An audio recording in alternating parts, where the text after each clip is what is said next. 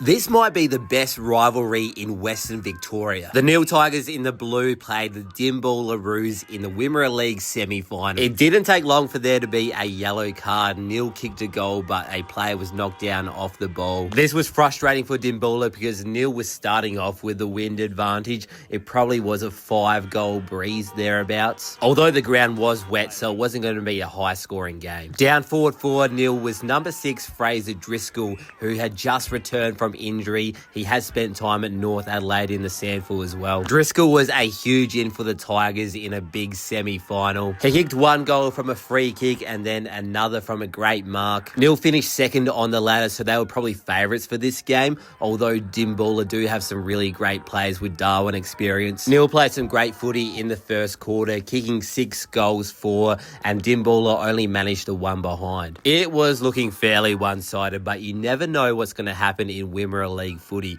Dimboola now had the breeze and they started to kick goals. Some smart coaching from Nhill saw Driscoll drift back into defence. And the second quarter really slowed down. There was a heap of push and shove and the scoreboard wouldn't work. There was a bloke even fixing it on a ladder. This game was in Ararat and the Ararat netball lost due to a scoring issue last week, so hopefully it wasn't going to happen again. In the second half, a makeshift scoreboard was organised and we found out the score was 41-18. Nhill had to use the wind again, but there was spot fires breaking out all the time. For whatever reason, the players seemed pretty rolled up in front of the crowd, and this created a big opportunity for Nhill. They got a free kick out of this situation. In this moment, I was really impressed with number 10 for Nhill, Jake McQueen. He's had VFL experience for multiple clubs, but he's a local player to Nhill. McQueen shrugs an opponent, then handballs over the top with Clay Shadforth to kick this crucial goal. From here, it seemed like the Nhill Tigers were just going to run away with the game, but credit to Dimboola, they kicked goals down the far end where it was hard to kick them. Andrew Moore, former Port Adelaide and Richmond player, snagged this one.